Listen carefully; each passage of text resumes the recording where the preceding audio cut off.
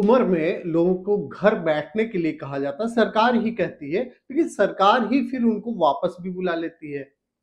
एक खबर पर नजर पड़ी और जिसमें ये बताया गया कि जो रिटायर्ड ऑफिसर हैं उनको सरकार नए पद देने जा रही है, यानी कि फिर से इंगेज कर रही है।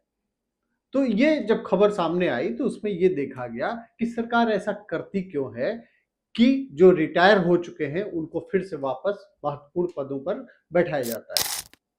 नमस्कार, मैं हूं राजीव, आप देख रहे हैं आपकी खबर राजनीति।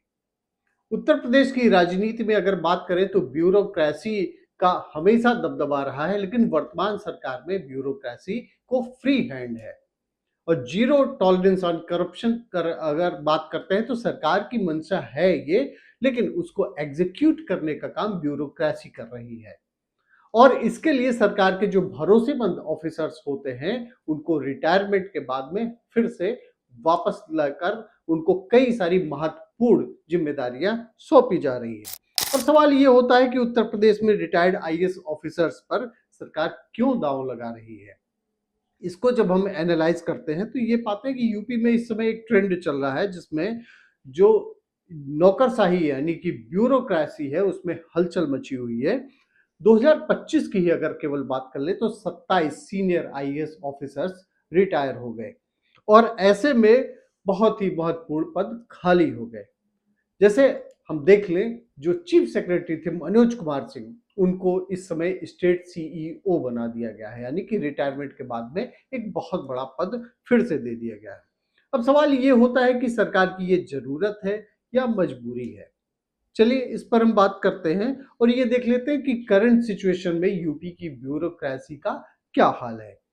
देखिए 2025 में रिटायरमेंट की अगर बात करें तो जनवरी से अप्रैल तक का जो डेटा है उसमें 27 आईएएस ऑफिसर्स रिटायर हो गए हैं। उसमें काफी बड़े नाम रहे जैसे डॉक्टर मोनिका एस गर्ग, अरुण सिंघल, राम सिंहासन प्रेम और जैसे कि अभी आपको स्टेट सीईओ जो बनाए गए मनोज कुमार सिंह, कई सारे ऐसे ऑफिसर्स हैं जिनको रिटायर अभी हो चुके हैं। वो हाल ही में retired IAS officer Manoj Kumar Singh को सीईओ बना दिया गया।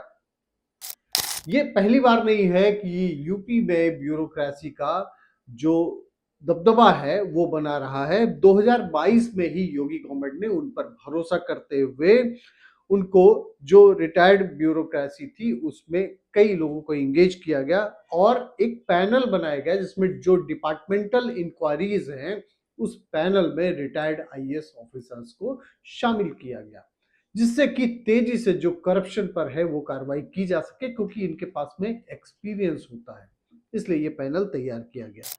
अब सवाल ये है कि रिटायर्ड ऑफिसर्स पर सरकार दांव क्यों लगा रही है। तो इसके सवाल के जवाब में हम ये पाते हैं कि चूंकि रिटायर्ड आईएएस ऑफिसर्स के पास में अच्छा खासा एक्सपीरियंस होता है, क्योंकि उन्होंने अपने 25-30 साल, कभी कभी उसके भी ऊपर अपना समय जो दिया होता है गवर्नेंस के बारे में, उनको एक अच्छा खासा एक्सपीरियंस होता है। सबसे बड़ी बात एक्सपीरियंस ही नहीं काउंट करती है, उसमें जो सबसे बड़ी बात ये होती है कि सरकार के कितने करीबी है, सरकार उन पर कितना ट्रस्ट करती है। सरकार अगर उन पर भरोसा करती है, ट्रस्ट करती है, इसलिए उनको महत्वपूर्ण पदों पर बैठाया जाता है। अब आप ये बताइए, आपको क्या लगता है कि सरकार जो ये कर रही है ये केवल क्या एक्सपीरियंस की ही वजह से उनको बैठा रही है, या ये सिस्टम की कमजोरी है कि रिटायर्ड आईएएस ऑफिसर्स को लाया जा रहा है और जो वर्तमान में कार्यरत ऑफिसर्स हैं उनके ऊपर अभी उतनी जिम्मेदारियां नहीं सौंपी जा रही हैं। आपको क्या लगता है कमेंट सेक्शन में जरूर बताएं। थैंक यू फॉर वॉचिंग आपकी खबर राजनीति।